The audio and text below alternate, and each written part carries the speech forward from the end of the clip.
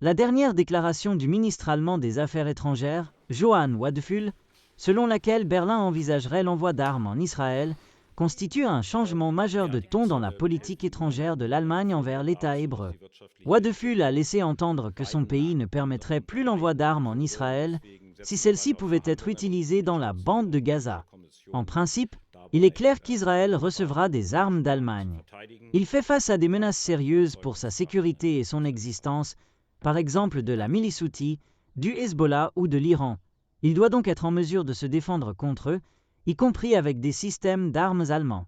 Mais une question se pose, liée à ce qui se passe dans la bande de Gaza, et à savoir si cela est conforme au droit international humanitaire.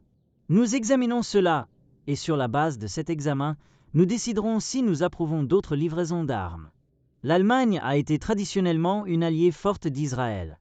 Mais cette semaine, pour la première fois depuis le début de la guerre à Gaza, le chancelier Friedrich Merz a critiqué ouvertement les actions de Tel Aviv.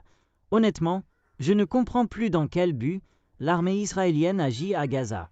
La mise en cible de la population civile ne peut plus être justifiée comme une guerre contre le Hamas, a déclaré Merz lors d'une interview pour l'émission Forum Europa de la radio WDR.